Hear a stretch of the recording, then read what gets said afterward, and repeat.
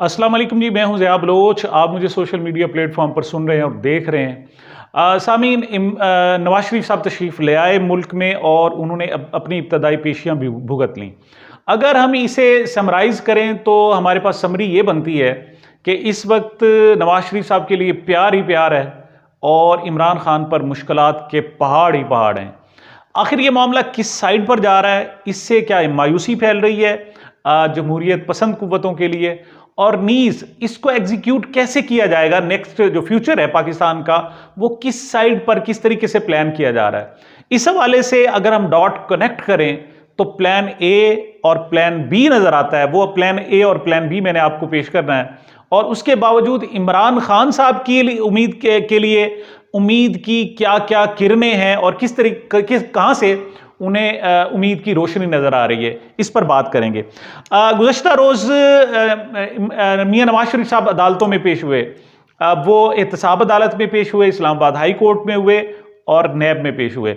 अब इनको इस सारी सूरत हाल को देखा जाए तो सबसे पहले तोशाखाना रेफरेंस था, उसमें उनकी जमानत मंजूरी 10 लाख रुपए का उनको जनाब मुचल के उन्होंने जमा कराए और कोई ज़रूरत महसूस नहीं की गई। सिर्फ इमरान खान साहब का वहाँ जाना काफ़ी था, बल्कि जज बशीर साहब जब पहले ये मुकदमात सुना करते थे तो 8:45 बजे वहाँ पर मियां नवाज शरीफ साहब मौजूद होते थे। यही जज थे, यही नैब थी, यही केस था, यही अदालत थी, यही जज थे, यही मुलजिम थे, सब कुछ यही था। लेकिन अब चूंकि हालात तब्दील हो गए, तो अब मियां साहब ने वैसे प्लान किया हुआ था जी कि 9:30 बजे पहले वो अदालत जो नैब की अदालत है उसमें पहुंचेंगे, उसके बाद इस्लामाबाद हाई कोर्ट में जाएंगे, फिर दूसरे जनाब जगह पेशी होगी। लेकिन मियां साहब मरी चले गए थे। मरी आपको पता है उनका फेवरेट मकाम है, और वहां से 11:30 बजे तक वो उठे ही नहीं, यानी 11:30 बजे वहां से रवाना हुए। और जब रवाना हुए तो उनके आगे पीछे इतना भरपूर सरकारी प्रोटोकॉल था, गाड़ियां थी, हूटर थे और मुकम्मल प्रोटोकॉल दिया जा रहा था। तो जब वो तशरीफ लाए तो जज मोहम्मद बशीर साहब इंतजार में बैठे हुए थे, और वो तशरीफ लाए और उन्होंने अपनी जगह पर हाजिरी लगाई। और पता चला जनाब कि चूंकि रश बहुत ज्यादा है और बदनज़मी है, लिहाजा उनको जाने की इजाजत दे दी गई, और बाद में जमानतें कंफर्म करते रहे जनाब मोहम्मद बशीर साहब। साथ ही उन्होंने मजीद भी दरखास्तें, उन्होंने कहा जी आइंदा मेरी पहली और आखिरी हाजिरी हो गई, फिर मैं दोबारा हाजिर नहीं होऊंगा। तो इस पर जनाब जज साहब ने कहा, जज मोहम्मद बशीर साहब ने, कि जी अब जब आप पर फर्द जुर्म आयद होगी उस वक्त तक तो आपको आना पड़ेगा। कहते हैं जी उस वक्त जो मैक्सिमम लोग बैठे थे वो हंस दिए, और क्योंकि सबको पता था किस किस्म की फर्द जुर्म, कहाँ के जनाब उसकी समातें और क्या, कुछ भी नहीं होगा। बल्कि हमारे जनाब कुछ हमारे सीनियर जर्नलिस्ट हैं, साकिब बशीर साहब, उन्होंने तो एक ट्वीट किया, उन्होंने कहा जी 26 अक्टूबर बरी, बाइज्जत बरी, बरी भी नहीं बाइज्जत बरी। तो सूरत हाल इस तरीके से जल्दी जल्दी कंक्लूड की जा रही है, नताइज उसके निकाले जा रहे हैं, बल्कि इतनी जल्दी की जा रही है कि जो हमारा अदालती निज़ाम है उसको शर्म आ रही है। वो कहते हैं क्या है ये, पहले भी एक आध मरतबा इस किस्म के रिमार्क्स दिए थे जस्टिस गुल हसन औरंगजेब साहब ने। ये जनाब आजकल हैं चीफ जस्टिस आमिर फारूक के साथ ये बेंच में मौजूद हैं, और जो भी फैसले आते हैं, अब बड़ी दिलचस्प सूरत हाल होती है कि जनाब जब केस की समाअत हो रही होती है तो वो कानून की तरफ जाने की कोशिश करते हैं, वो ज़रा सख्ती दिखाने की कोशिश करते हैं, तो जज साथ चीफ जस्टिस साहब बैठे होते हैं, वो मामलात को ऐसे फेर देते हैं और फिर कोई लतीफ़ा सुना देते हैं, कोई गपशप कर लेते हैं। वो चाहते हैं कि जो मुलजिम है उसकी किसी तौर पर भी दिल आज़ारी, मुलजिम नहीं बल्कि अब मुजरिम है, मुजरिम की कोई दिल आज़ारी ना हो, उसे तकलीफ ना हो, वो गिला ना करे, देखो जी मुझे इंसाफ बर वक्त और बिल्कुल एक्यूरेट टाइम पर आपने मुहैया नहीं किया और एग्जैक्ट इंसाफ फराहम नहीं किया। इसके लिए भरपूर कोशिशें हो रही हैं इस्लामाबाद हाई कोर्ट की तरफ से, नैब की तरफ से। तोशाखाना नैब की सूरत हाल ये है कि उसको नोटिस जारी करने की जरूरत ही नहीं पड़ती। जब भी जरूरत होती है, जहां भी केस होता है, पता लगता है नवाज शरीफ का है, तो प्रोसिक्यूटर जनरल खुद जनाब वहां मौजूद होते हैं। आमतौर पर क्या होता है, डिप्टी प्रोसिक्यूटर आते हैं, असिस्टेंट प्रोसिक्यूटर आते हैं, स्पेशल असिस्टेंट आते हैं, और वो आकर वहां पर आर्ग्यू करते हैं। वो भी बार बार उनको बुलाया जाता है, बार बार नोटिस जारी किए जाते हैं। लेकिन यहां सूरत हाल है कि वो पहले हाजिर होते हैं, बल्कि पहले हाजिरियां लगा रहे होते हैं कि साहब तशरीफ लाए या नहीं लाए। तो जनाब मैंने बताया कि तोशाखाना रेफरेंस में जमानत मंजूर हो गई, 10 लाख रुपए की मुचल के जमा करा दिए गए, और रात को जनाब उसका तफसीली फैसला भी जारी हो गया। अल अजीजिया केस में जी दो थे, एक तो एमनफील्ड केस, उसमें उनकी सजा ऑलरेडी मुअत्तल है। अल अजीजिया केस में उनको 10 साल कैद की सजा सुनाई गई है और वो यहां से फारिग होकर गए थे। तो आज जनाब इस्लामाबाद हाई कोर्ट में उनकी जनाब सजा मुअत्तल हो गई। वो भी बड़ी दिलचस्प सूरत हाल है। उनकी दोनों जो अपीलें थी, अब 3 सतह पर मैं आप बताऊं, अल अजीजिया और एवन फील्ड में उन्होंने जो अपीलें कर रखी थी उस सजाओं के खिलाफ, वो बहाल तो नहीं हुई लेकिन तवक्को की जा रही है कि बहाल होगी। इसमें जस्टिस गुल हसन औरंगजेब साहब ने बड़े रिमार्क्स दिए। उन्होंने नैब से पूछा, प्रोसिक्यूटर साहब को बुलाया किसने, तो साथ तारड़ साहब खड़े थे, उन्होंने हमने एडवांस कॉपी इनको जमा करा दी थी। उन्होंने कहा कमाल की बात है जनाब, जबरदस्त हो गया। फिर उनसे पूछा गया जी आप इन्हें गिरफ्तार करना चाहते हैं? उन्होंने कहा जी क्यों, हम क्यों गिरफ्तार करना चाहते हैं? उन्होंने कहा जी आप ये बताएं अगर इनको जमानत दें कोई इतराज? उन्होंने कोई इतराज नहीं है। इस पर जनाब वो बोल पड़े, उन्होंने कहा जी जब आपको कोई इतराज ही नहीं है, आपने आर्गू ही नहीं करना, तो केस खत्म करो, फिर क्या हमारा वक्त जाय कर रहे हो, अदालती वक्त जाय किया जा रहा है। आप बताएं आपके चेयरमैन नायब सब पाकिस्तान में है, NAB नजीर अहमद भट्ट साहब, lieutenant general retired Nazir Ahmad Bhatt साहब इस वक्त चेयरमैन नैब है, नैब चेयरमैन नैब है जनाब, ठीक है, नजीर अहमद भट्ट चेयरमैन नैब है। तो उन्होंने कहा जी हाँ जी पाकिस्तान, उनका पूछ के दस दो भाई क्यों सा हमारा वक्त जाय किए जा रहे हैं। तो बहरहाल उन्होंने कहा जी अच्छी जी पूछ के बता देंगे, और शायद इसी बुनियाद पर फिर 2 दिन की चूंकि उनको तौसी मिली है जमानत में, इसी वजह से साकिब बशीर साहब ने कहा है कि शायद 26 को, परसों यानी जुमेरात को जब ये मामला आए तो बाइज्जत बरी कर दिए जाएं और जनाब अल अजीजिया केस में सजा मुअत्तल होगी। ये बड़ी दिलचस्प सूरत हाल है। अब इस हवाले से 2 बातें की जा रही हैं। कोई क्लेम नहीं आया कि नवाज शरीफ साहब ने कोई दरखास्त दी हो कि मेरी सजा मुअत्तल करें। वो कहते हैं जी इन्होंने जब बुजदार की गवर्नमेंट थी उस वक्त उन्होंने दरखास्त दी हुई थी, तो उन्होंने गलत तौर पर रिजेक्ट की थी, हमने वही दरखास्त ली और कहते हैं जी हमने अदालत लगाई है, मुलजिम को मुलजिम से बात मतलब उनका मौकफ लिया है। वो कैसे ले लिया जनाब? वो आज उन्होंने वजाहत की है कि हमारी जनाब जो पंजाब कैबिनेट है वो बैठी, उन्होंने वीडियो लिंक पर मियां नवाज शरीफ साहब और उनके जनाब जो वकला हैं उनको जनाब वीडियो लिंक पर लिया, उनका मौकफ लिया, चीफ सेक्रेटरी भी मौजूद थे, IG पंजाब भी मौजूद थे, और फिर फैसला किया गया कि सेक्शन 410 के तहत उनकी सजा मुअत्तल कर दी जाए और उन्होंने अब ये मामला वापस अदालत को भेज दिया। अदालत किसमें? जज जनाब मोहम्मद बशीर साहब के पास ये मामला जाएगा। तो सूरत हाल ये कि आसानी है मियाँ साहब के लिए, प्रोटोकॉल ही प्रोटोकॉल है, सारी मशीनरी उनके पास है, वो उन्हें इंतज़ार नहीं करना पड़ता बल्कि जज इंतज़ार करते हैं। अब जनाब अदालतें उनका इंतज़ार करती हैं, जब उनके पास वक्त होता है तो वहाँ जाते हैं और जिस को चाहते हैं वो ले जाते हैं। ये सूरत है, सत्ते खैरा है। दूसरी तरफ इमरान खान साहब मुसलसल मुश्किलात का शिकार हैं। आज उन्होंने एक इस्लामाबाद हाई कोर्ट में ही एक केस दिया हुआ था जिसमें उन्होंने कहा था कि जनाब मेरा ट्रायल रोका जाए, गैर कानूनी, पहले फैसला तो कर लिया जाए कि जो अदालत वगैरह बनी है बिल्कुल दुरुस्त है या नहीं है, इसको रोका जाए।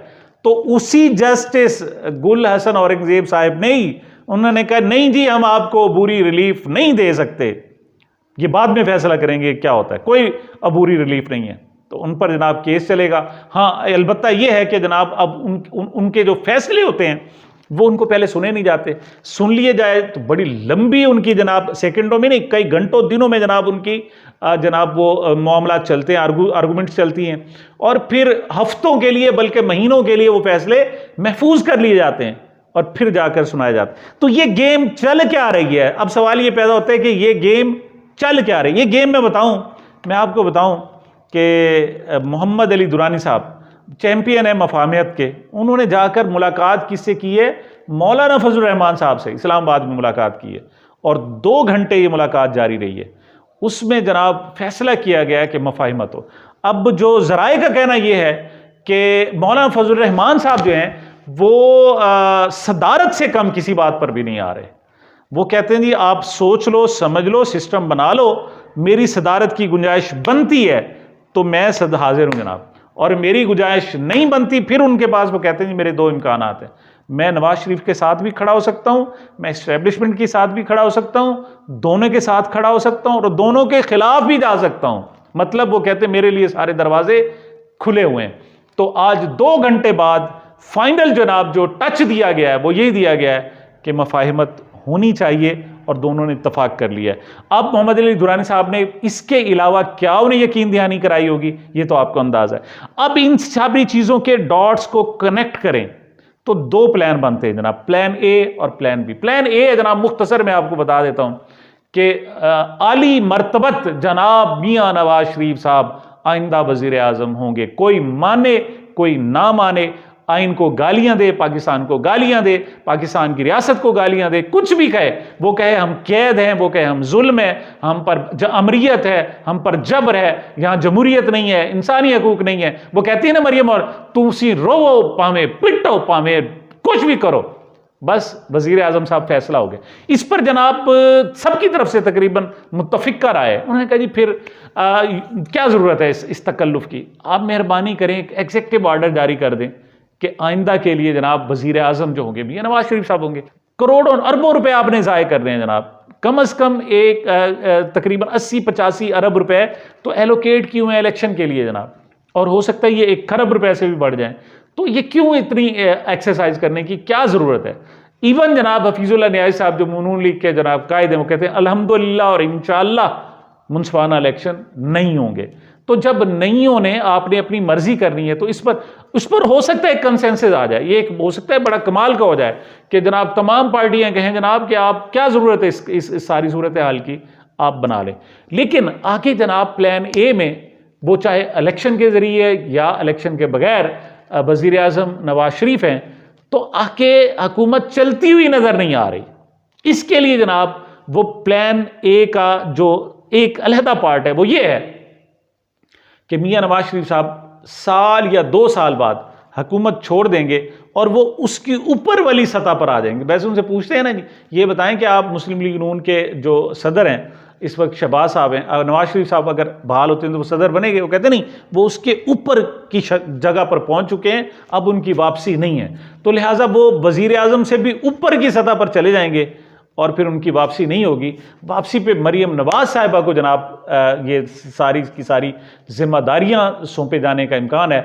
2 साल तक जनाब वो रहेंगे वज़ीर आज़म, और जो सीनियर मिनिस्टर होंगी वो मरियम नवाज साहिबा होंगी, और पंजाब हो सकता है जनाब हमजा शहबाज के ही हवाले कर दिया जाए, और शहबाज साहब को कह दिया जाए बस इतना ही काफ़ी है, तो पंजाब मिल गया, पुत्र नू तू वजीर आला पहले ही बनाता सी, 3 बारी तो हूँ 1 बारी होर बनाता, 4 बारी बन गया, लिहाजा काफ़ी है, मजीद कुछ मांग कर शर्मिंदा ना हो, और प्रैक्टिस कराई जाएगी जिस तरह बिलावल भुट्टो साहब की प्रैक्टिस कराई गई बतौर वजीर खारजा।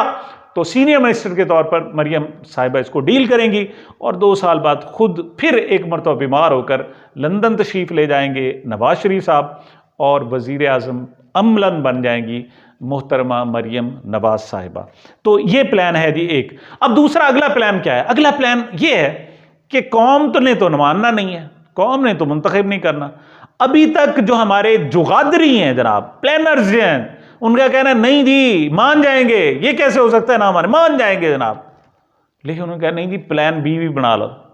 प्लान बी जनाब ये है कि मोहतरम जो IPP है, इस्तेहकाम पाकिस्तान पार्टी, उन पर नजर खैर ज़्यादा हो गई है जनाब। गुज़श्ता रोज़ 3 PTI की रहनुमा, तीनों साहब ज़र वो अंदली अब्बास हों, सुमेरा अहमद बुखारी हों, या तीसरी जनाब जो शायद मैं नाम उनका अगर भूल रहा हूँ तो वो सादिया सुहेल राना साहिबा हैं।